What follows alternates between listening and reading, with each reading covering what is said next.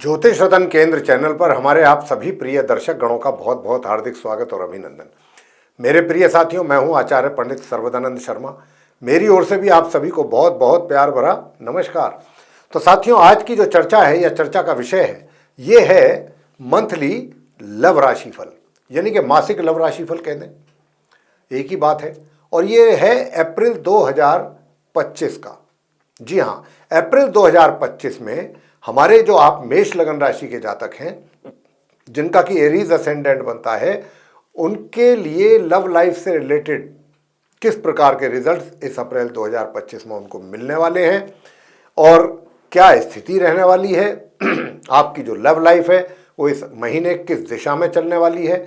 और चाहे वो आप सिंगल जातक हैं, अगर आप सिंगल जातक हैं तो क्या आपको अपने लिए कोई अपनी मनपसंद का साथी आपके जीवन में आने की संभावना बनेगी ग्रहों के आधार पर, और आप उसके साथ अपने फ्यूचर की प्लानिंग कर पाएंगे आने वाले भविष्य की। दूसरी बात कि अगर आप लिव इन रिलेशन में हैं या आपका कहीं लव अफेयर चल रहा है, तो फिर क्या ये संबंध और मजबूत होंगे इस महीने, इनको आप और एंजॉय करेंगे, या कहीं आप दोनों के बीच में किसी प्रकार का कोई वाद विवाद तो नहीं बन जाएगा, या कोई थर्ड पार्टी आकर के कोई आपके बीच में डिस्टर्बेंस तो क्रिएट नहीं कर देगी, आप लोगों को एक तरीके से परेशान तो नहीं कर देंगे, आपके लिए परेशानियां तो नहीं पैदा हो जाएंगी। और अगर ऐसा कुछ भी नहीं है, सब कुछ ठीक है, तो क्या विवाह का योग बनेगा, इसकी भी बात करेंगे। और नंबर 3 कि अगर आप विवाहित हैं, मैरिड हैं, तो आपकी मैरिड लाइफ कैसी जाएगी। नंबर 4 कि आप मैरिड भी हैं लेकिन आप ये जानना चाहते हैं कि इस अप्रैल 2025 में क्या हमारा कोई एक्स्ट्रा मैरिटल अफेयर का भी कुछ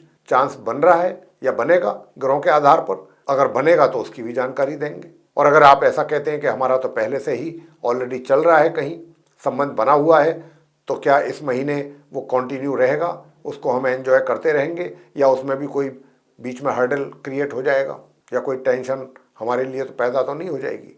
और अंत में नंबर 5 बात करेंगे नो कॉन्टैक्ट सिचुएशन को लेकर के, कि भाई आपके बीच में नो कॉन्टैक्ट सिचुएशन चल रही है, तो क्या ये अप्रैल का महीना कुछ प्रॉमिस कर रहा है आपके साथ कि ये आपका जो नो कॉन्टैक्ट वाली सिचुएशन है ये खत्म होगी और आप अपने उस मित्र के साथ दोबारा से जिस एक तरीके से अपनी जो मित्रता है या जो आपकी रिलेशनशिप है वो रिवाइव करेगी, रीयूनियन हो पाएगा।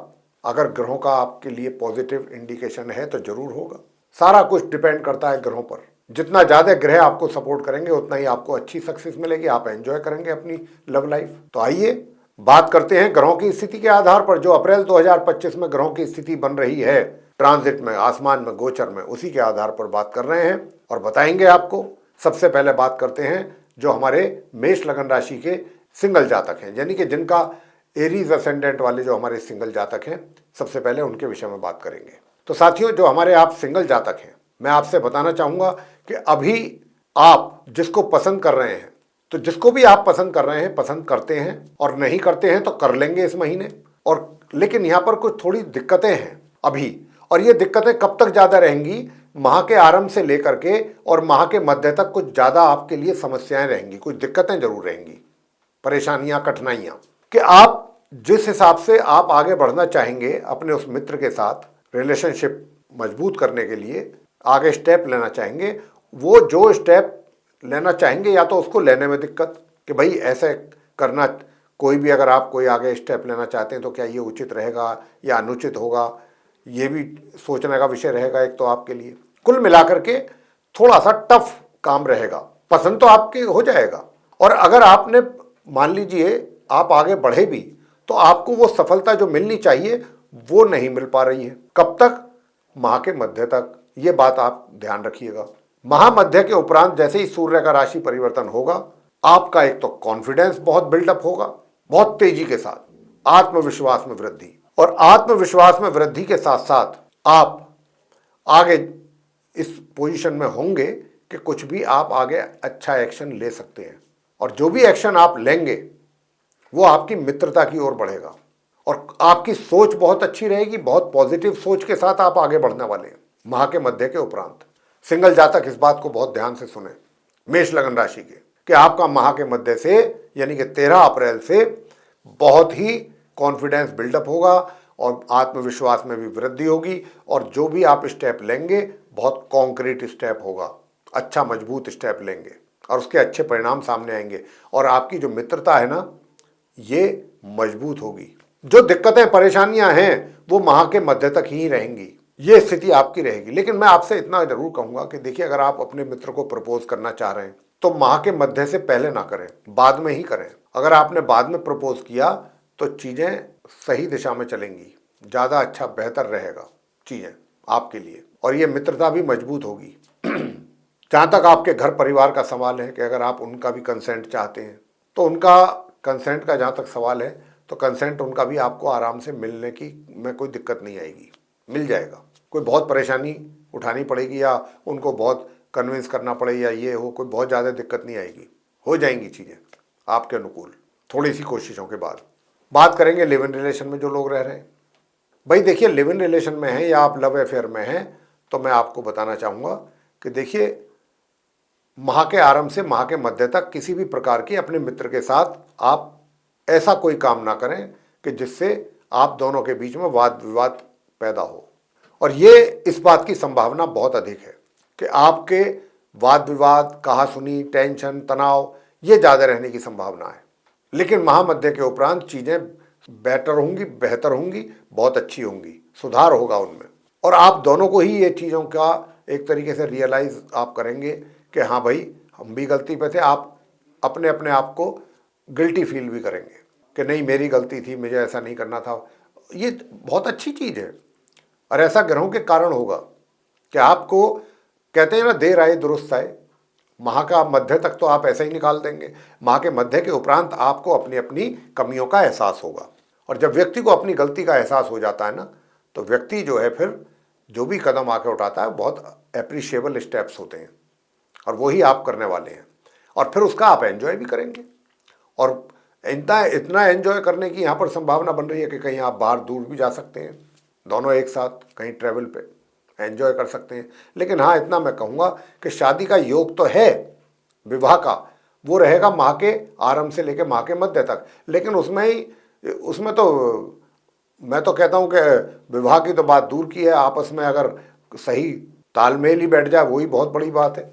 और उसी समय पर विवाह का योग बन रहा है तो कहाँ विवाह संपन्न हो पाएगा, जब तो पहले तो आपसी तालमेल तो बने।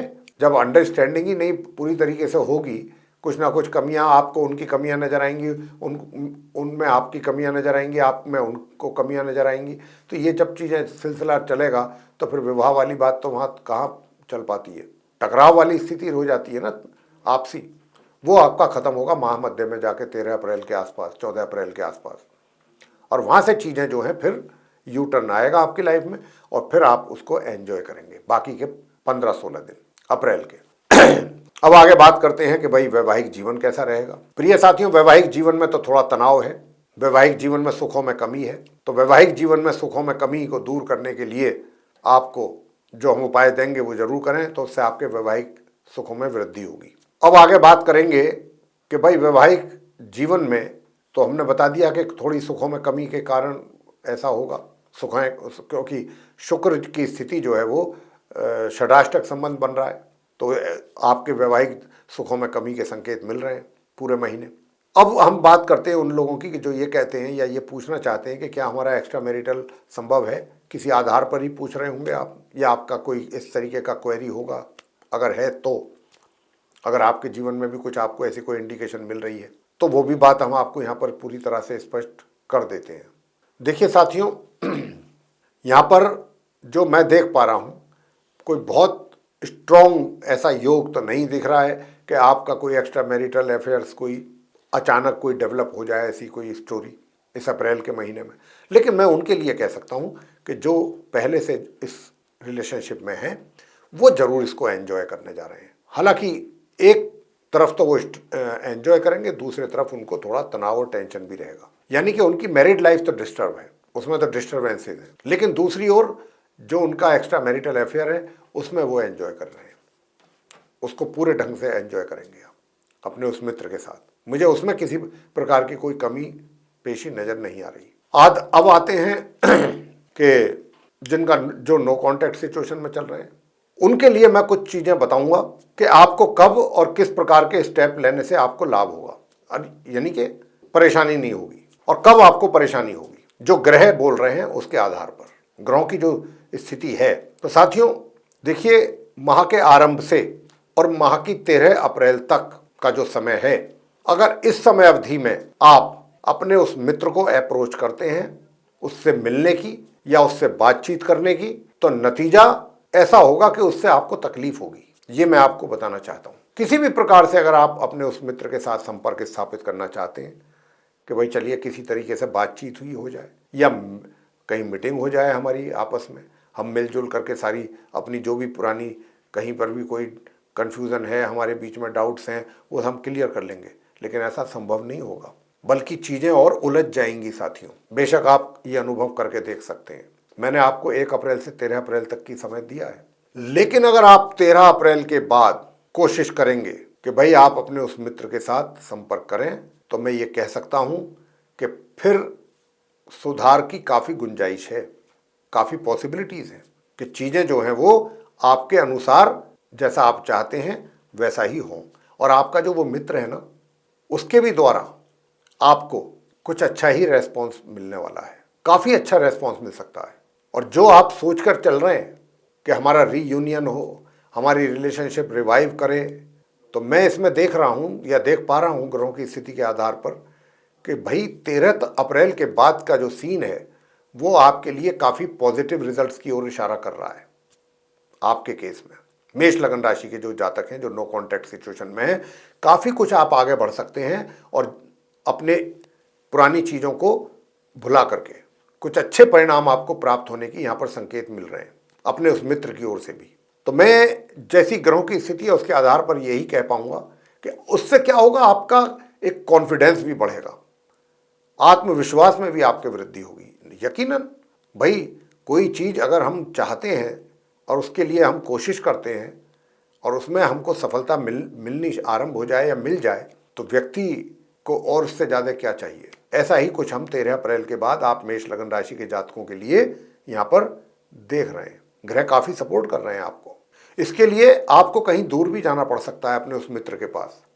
ये भी पॉसिबल है कि आपका मित्र वो कहीं आपके आसपास ना हो करके कहीं दूर हो, तो आप वहाँ भी जाने का प्लान बना सकते हैं और वहाँ जा भी सकते हैं। लेकिन जो भी आप कार्य करें 13 तारीख के बाद ही करें। 13 से पहले जो भी आप कर रहे हैं या करने जा रहे हैं उसमें आपको सफलता तो मिलेगी ही नहीं, मन भी अशांत हो जाएगा और कहीं ना कहीं आपके अंदर इन्फीरियरिटी कॉम्प्लेक्स भी आएगा। कुछ ऐसे हालात रहने वाले हैं महीने के पहले 13 दिन। क्यों ऐसा कोई स्टेप लिया जाए कि जिससे अपने मन और ज़्यादा परेशान हो। 13 तारीख के बाद ही एक्शन लिया जाए, और अगर आप स्टेप बाय स्टेप चलते हैं तो निश्चित रूप से आपको, मैं तो जो ग्रहों की स्थिति देख पा रहा हूँ, काफ़ी अच्छी सपोर्ट कर रहे हैं ग्रह आपको, तो आपको इसमें काफ़ी हद तक सफलता मिलने की यहाँ पर काफ़ी गुंजाइश है। तो साथियों ये था हमारे आप मेष लगन राशि के जो जातक हैं उनका माह अप्रैल 2025 का मासिक लव राशि फल।